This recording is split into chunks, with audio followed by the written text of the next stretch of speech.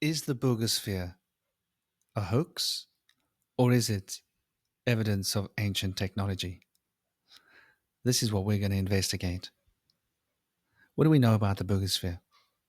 Well, we know that it was seen by a multitude of people flying in the sky, hovering and zigzagging around in the air, upon which it was tracked by groups of people, and it finally landed in a clearing area. Where it landed, all the vegetation around it had been destroyed. Reports say fire. However, the sphere was undamaged, and it was a silver sphere. And when it was found, it is reported by the people that found it that they weren't able to easily roll it over. It was as if it had some kind of a magnetic effect. It didn't want to be rolled, which is quite interesting. So this is the story of the Buga Sphere. Now, there's a lot of conjecture out there regarding the Buga Sphere. And I think in order for us to really do the Buga Sphere justice, we're going to have to look at other kinds of archaeological finds that relate to the Buga Sphere and hopefully be able to shed some lights on exactly what the sphere is, because it does contain some ancient runic language of sorts inscribed on it. There's definitely technology. There's definitely some kind of an electrical action that it's producing, and we're going to provide evidence for that. So stay tuned. You're going to find this is going to be a really interesting episode. I am Franklin the Bush Whisperer, or Patrick when I'm working. That's my second name. If you enjoy this content or think it's something others might appreciate, then smash the like button, subscribe to the channel, and share it to your social networking platforms. That'll help work the algorithms. If you have any questions or any ideas, let me know in the comments. Or any preferences for particular topics that you'd like me to cover, let me know in the comments. I'm always open to feedback, and I hope you enjoy the rest of the presentation. Big love. The Buga Sphere has been looked at and dated, and it's very interesting because when we look at this story, there's going to be a lot of information across the web, right? And I'm always very curious when I see people using words like allegedly and so anyway, this Buga Sphere was taken by the University of Georgia to their laboratories, and they were dated. And the dating method was radiocarbon dating. And there was resin inside the sphere that was found by scientists using the scientific method that dates back to approximately 12,560 years. So we're talking about more 10,500 BC. Okay. And that's validated by the University of Georgia. And for those of you that are interested, the scientists that were part of the team of scientists was Alex Jokinski, Carla S. Hayden, Ilya Zazovskaya, and Gurazada Ravi Prasad. And these are all legitimate scientists. You can go and look them up. Now, this was found in Bolivia. Now, we've got Inca history in the Bolivias. And they also built some interesting pyramids, didn't they? They also built some interesting structures. Oh, yeah. And right up to Guatemala, there's this whole region. Like, look, yeah. So here we've got another one. Oh, yeah. Right. That's Guatemala. Then here we've got in Bolivia, right? Highly advanced ancient construction. It's reminiscent of the kind of work that we see in the Mayas and in the Incas, right? Oh, yeah. Yep. They were advanced. Yeah, we've got also in Bolivia, there are pyramids that have been scanned inside these mounds. So these are very, very ancient places with very ancient, very ancient legacy. And to me, I'm seeing like a connection. Speaking of connections, I'd like to bring our attention to something that was discovered a little while ago. In fact, it was discovered in 2005, and it was extensively reported on about a decade later. And it's the Zavidovici sphere. And this is a really fascinating discovery because it's discovered on top of a temple complex of ancient Bosnian pyramids. And I think it's really worth noting that there's a big controversy around this sphere and around the dates. It was discovered at the pyramid complex in Visoka, Bosnia, Herzegovina in 2005. And I'd like to read for you from an article. And as you can see, it's the Telegraph. It's a UK newspaper. Mysterious giant sphere found. It divides opinion. And so, as you can see, April 2016, this round rock could be the oldest stone sphere made by human hands. This says Bosnian archaeologist Semer Osmanagic, however you pronounce that. Discovered in a forest near Bosnia town of Zavidovici. The ball has a radius of between 4 and 5 feet and an extremely high iron content. I want you to concentrate on that because we're going to get back to that, the content. There's something interesting here to look at. So Dr. Osmanagic believes the sphere proves the existence of an advanced lost civilization dating back more than 1,500 years. And notice that's what they write in this article. His actual beliefs and his actual ideas go way older than that. But, because of the controversy, this is limiting what will be said by this newspaper. According to his fellow researcher, Dr. Sam Osmanagic, the region used to have many more of the spheres well into the 20th century. Many were apparently destroyed in the 1970s due to rumors there was gold hidden in the middle of them. So this was one of those sort of, old tales from the region that these giant spheres could be found. And if you broke them apart and dug into them, you could find gold. Another important key point for us to look at. Just a little bit about Dr. Osmanagic. He's known as the Bosnian Indiana Jones, and it's because he is one of the most preeminent Bosnian archaeologists. He has had high positions of teaching in the UK and the US, as far as I know. And he's an acclaimed archaeologist in his own right. So he's not some conspiracy theorist or some backyard guy that's playing around. This is what he does. This is his thing.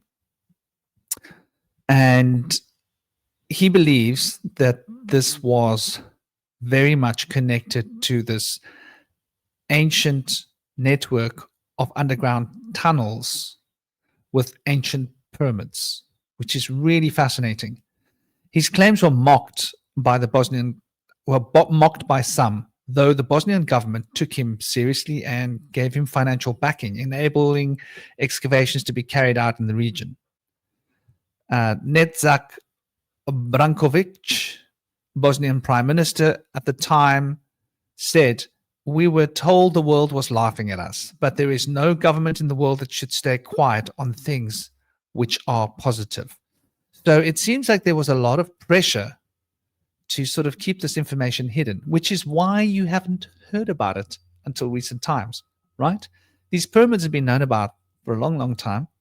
They were well researched in the 1970s.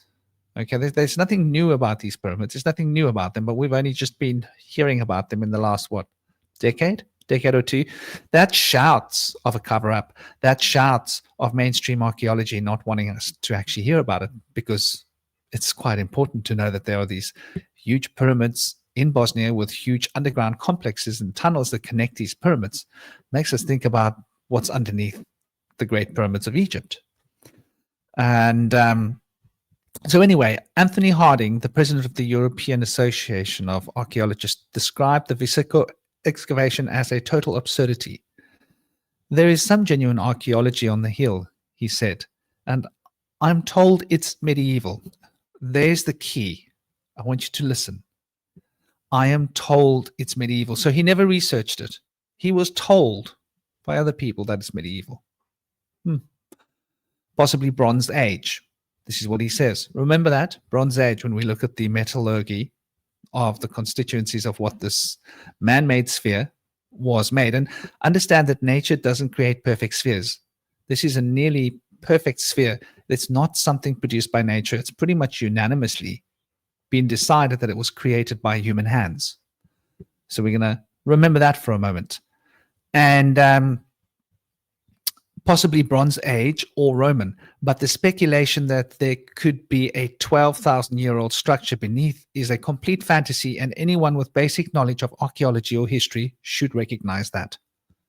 So what Anthony Harding is saying is that he hasn't researched the sphere, he hasn't researched the site. He has been told that it's possibly Bronze Age.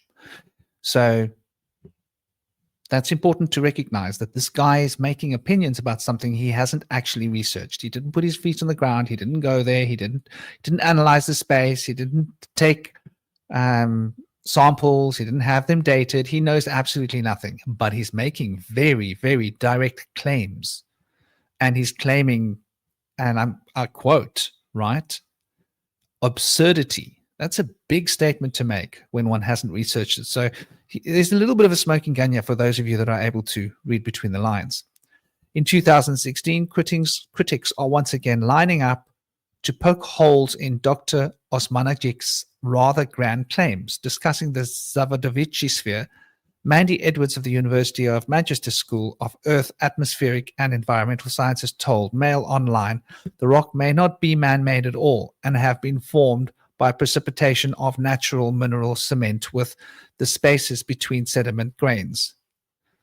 Yes, this is yet again a highly speculative and very much, it's not a theory, by the way, that's a hypothesis.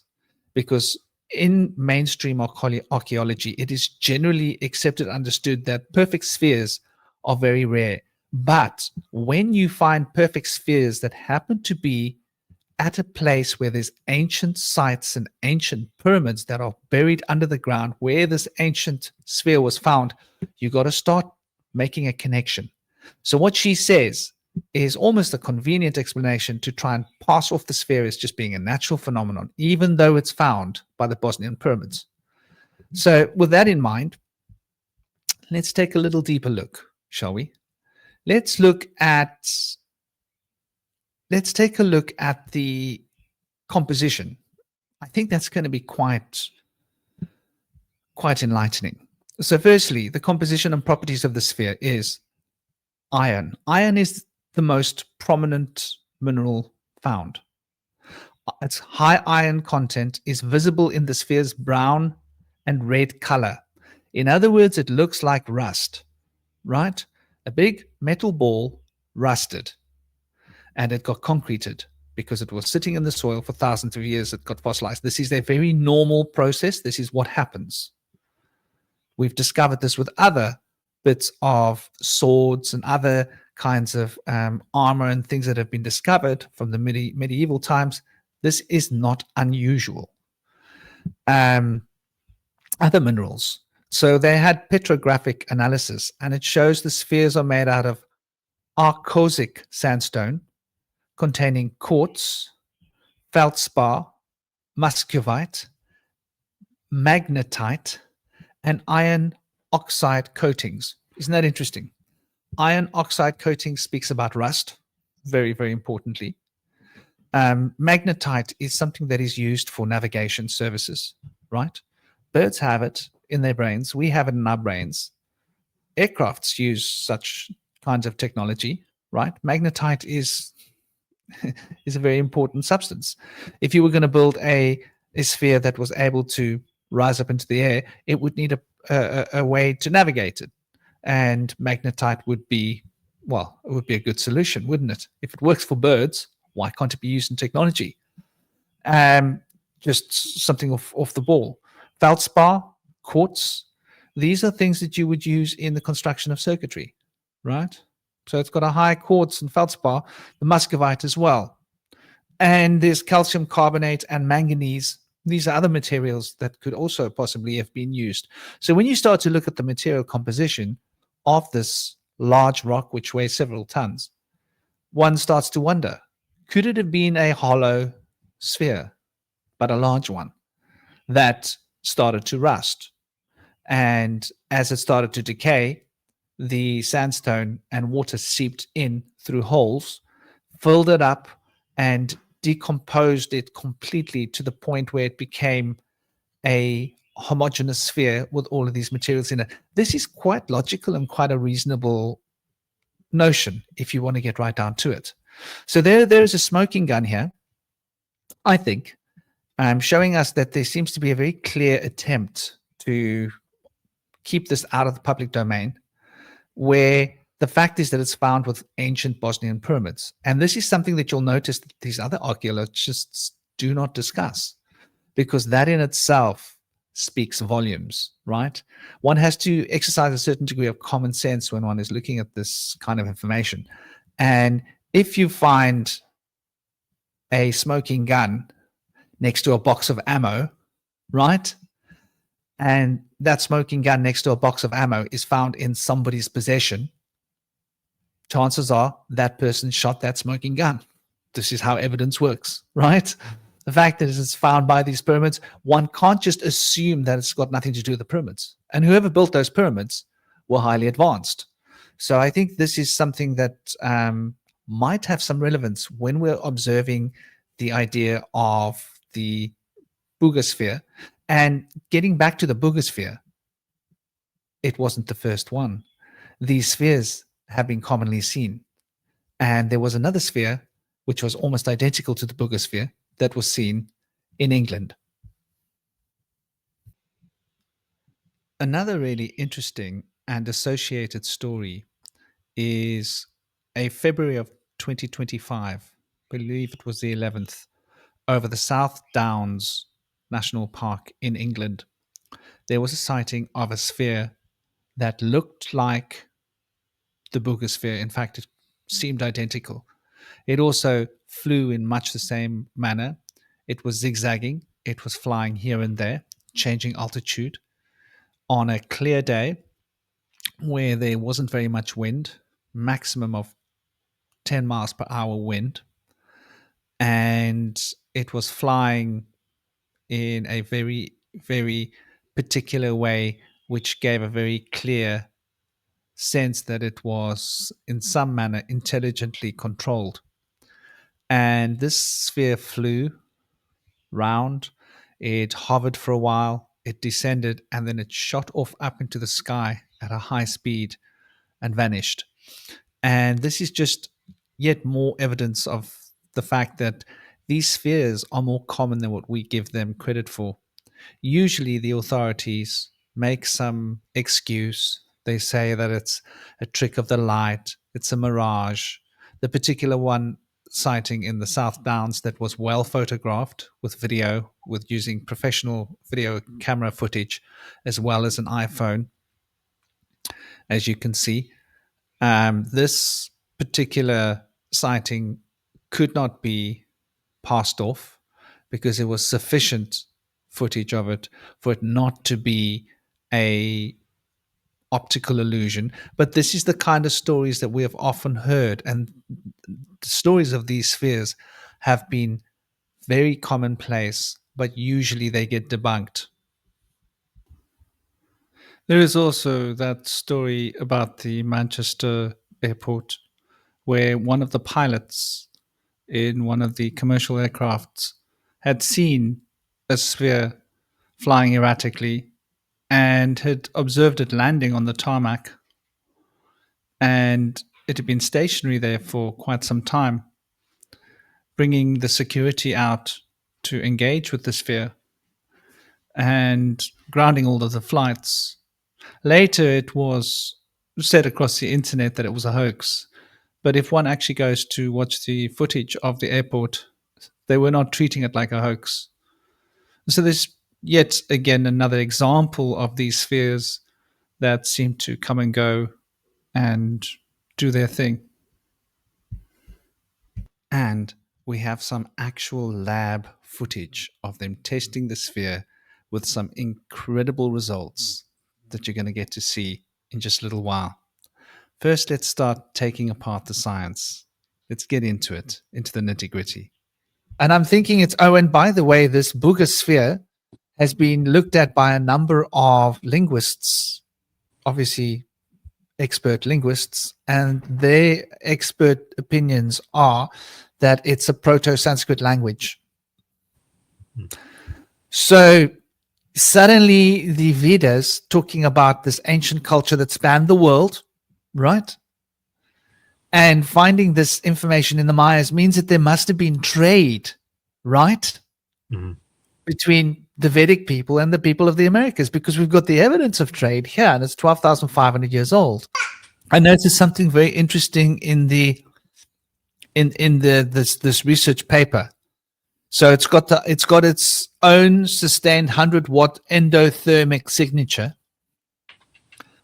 and it's mutually contradictory with any known physical or engineering framework, citing the Buga Sphere data source.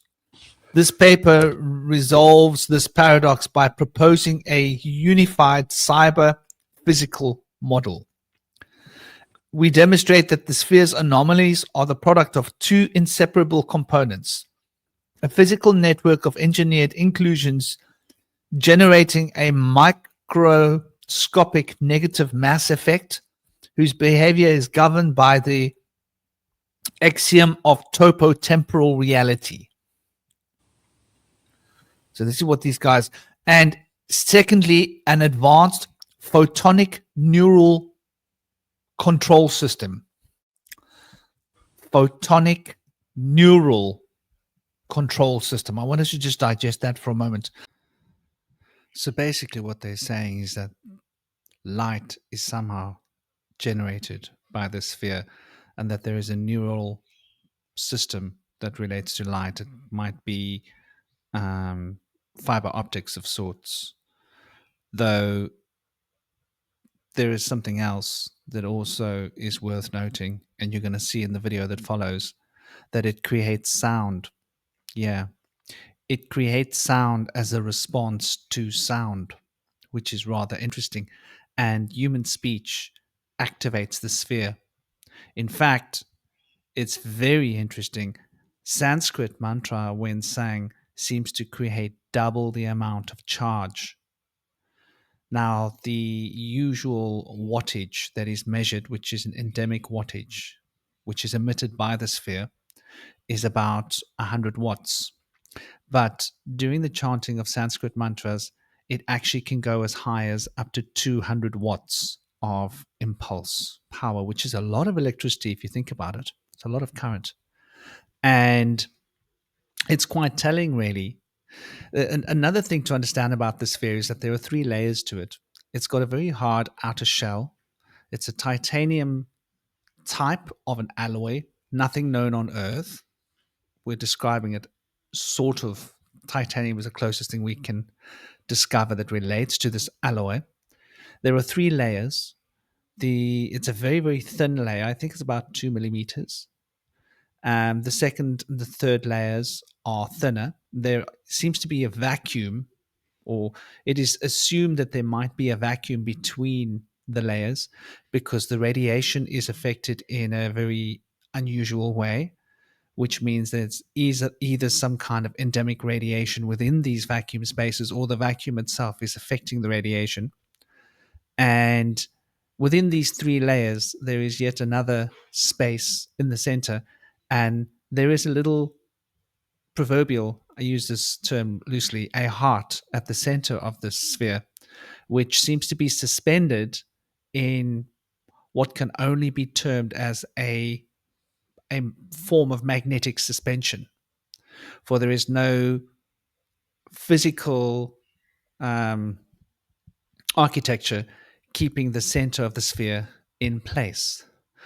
It also is able to change its mass by, I believe, more than 8 kilograms, which is considerable. It isn't very heavy to begin with. Its mass can oscillate, I think, between something like 1.5 and 9.5 kilograms of mass. And it can get heavier, it can get very light. It seems like it might have a propulsion system based upon the fact that it can change its mass, which is obvious because, if it can change its mass one direction, then it can maybe change its mass in the other direction, which means it should be able to become lighter and thus be able to float in the air, which is what we've observed. So there's a lot to be discovered, I think, with these spheres. They have been analyzed, they have been carbon dated, they have been scanned using ground penetrating radar. They've used the same technology that is used for the excavation of mines, for finding gold and oil. These highly technological techniques for penetrating into the ground. They've used these LiDAR technology and various different scans to look inside and get a very clear idea of what's happening inside it. And the scientists are all pretty much baffled. It's a completely unknown form of technology, and the language that is written around it seems to have elements of Proto-Sanskrit. Some of it, if you observe it yourself, if you're an etymologist, you might be shocked to see some of the characters there look like runes. They look like the Norse runes. So there seems to be some connection, and even some of the Arcadian characters seem to be reminiscent. So it seems to have a flavor of the ancient Phoenician, or the languages from that time period, and the Proto-Sanskrit elements in these symbols that are decorating the sphere. And there seems to be some kind of microchip technology. There's grooves inside with different layers of material. So there's definitely grounds to believe that this is possibly one of the more highly advanced pieces of technology that we've come across. And I don't think this is going to be able to be debunked. And yeah, you can actually take a look at some of the footage of the scientists testing it in the lab.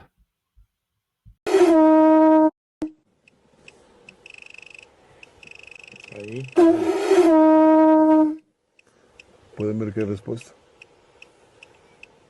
¿Repetimos los mantras? Sí, sí, sí, sí. Yada yada hi dharmasya glanirvavati bharata avyuktanam adharmasya tadatmanam srijamyaham paritranaya sadhunam vinashaya cha dushkritam dharma sanstapanartaya samvavami yuge yuge. Karpura Gauram Karunavataram Samsara Saram Bhujagendraharam Sada Vasantam Hridayara Vinde Vavam Vamami Sahitam Namami Namo Namaha Shivam Om Ganahara Mahadevam Om Bhurvuvasvaha Tat Savitur Varanyam Vargo devasya dhimahi Diyo yona prachodayat. Om.